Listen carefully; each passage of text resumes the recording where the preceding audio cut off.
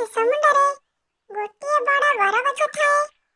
ଆଉ ସେଇ ବରଗଛ ମୂଳରେ ସକାଳ ପାଇଲେ ଜଣେ ସାଧୁ ବାବା ସକାଳୁ ରାତି ପର୍ଯ୍ୟନ୍ତ ଧ୍ୟାନରେ ବସନ୍ତି।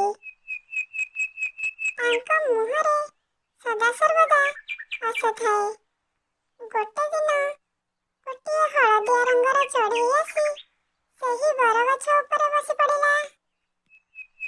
ଆଉ କହିଲା, ଆରେ ସାଧୁ ବାବା, ତୁମର କ'ଣ କିଛି କାମ ନାହିଁ? ସକାଳୁ ରାତି ପର୍ଯ୍ୟନ୍ତ ଏ ଗଛ ମୂଳରେ କାହିଁକି ବସିଛ? ତୁମେ କିଛି କାମ କରୁନ?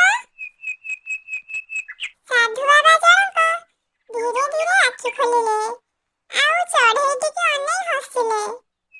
ଆରେ ଚଢ଼େଇ, ମୁଁ ବହୁତ ବଡ଼ କାମ କରୁଛି। ଚଢ଼େଇ ଟିକେ ଚକିତ ହୋଇ ଅନେଇଲା ଆଉ କହିଲା, ଆରେ ସାଧୁ ବାବା, ଆପଣ ତ ସକାଳୁ ରାତି ଯାଏ ଏ ଗଛ ମୂଳେ ହିଁ ବସୁଛନ୍ତି। ଆଉ ଆପଣ କ'ଣ ବଡ଼ କାମ କରୁଛନ୍ତି?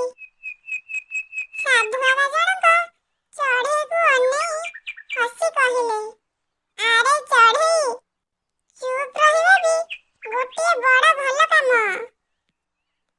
ସାଧୁ ବାବାଙ୍କ ମୁହଁରୁ ଏଇ କଥା ଶୁଣି ଚଢ଼େଇଟି ଗଛ ଉପରୁ ସାଧୁ ବାବାଙ୍କ ପାଖକୁ ଚାଲି ଆସିଲା। ଆରେ ସାଧୁ ବାବା, ମୁଁ ତ ସବୁଦିନ ନଦୀ, ନାଳ, ପର୍ବତ, ଗଛ, ଫୁଲ ସବୁଆଡ଼େ ବୁଲୁଛି। ଆଉ ମୁଁ ଭାବୁଛି ମୁଁ ସବୁ କଥା ଜାଣିଛି ବୋଲି। ଆରେ ଚଢ଼େଇ, ତୁ କେବେ ଧୀର ସ୍ଥିର ଶାନ୍ତ ମନରେ ବସିଛୁ? ନା ବାବା, ମୁଁ ସବୁବେଳେ ଏଠି ସେଠି ଜଲ୍ଦିରେ ଥାଏ ଆଉ ସବୁଆଡ଼େ ଘୁରି ବୁଲେ। ତାପରେ ସାଧୁ ବାବା ସେଇ ମାଟି ଉପରେ କିଛି ଦାନା ରଖିଲେ ଆଉ ଚଢ଼େଇକୁ କହିଲେ, ଆରେ ଚଢ଼େଇ, ମୋ ପାଖରେ କିଛି ଶାନ୍ତ ମନରେ ଏଠି ବସ। ତାପରେ ଚଢ଼େଇ ଦାନା ଖାଇ ଖାଇ କିଛି ସମୟ ସେଇ ବରଗଛର ସୁଲସୁଲିଆ ପବନ ଶୁଣିବାକୁ ପାଇଲା ଆଉ ନିଜର ନିଶ୍ୱାସ ପ୍ରଶ୍ୱାସ ଆବାଜ ବି ଶୁଣିବାକୁ ମିଳିଲା। ଚଢ଼େଇମାନଙ୍କର ଗୁଣୁଗୁଣୁ ଚିଁ ଚିଁ ଶବ୍ଦ ମଧ୍ୟ ଶୁଣିବାକୁ ପାଇଲା।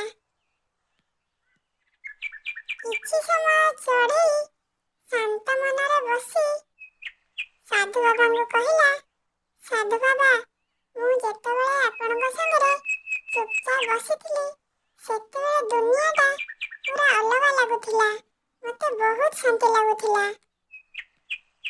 ଆରେ ଚଢ଼େଇ, ଶାନ୍ତି ସବୁବେଳେ ଆମ ପାଖରେ ଥାଏ। ଆମେ ଖାଲି ଶାନ୍ତିକୁ ଅନୁଭବ କରିବା ଦରକାର। ତାପରେ ଚଢ଼େଇଟି ସାଧୁ ବାବାଙ୍କୁ କହିଲା, ସାଧୁ ବାବା, ମୁଁ ଏଥର କିଛି ସମୟ ଉଡ଼ିବି ବୁଲିବି ଆଉ ସକାଳୁ କିଛି ସମୟ ଶାନ୍ତ ମନରେ ବସିବି।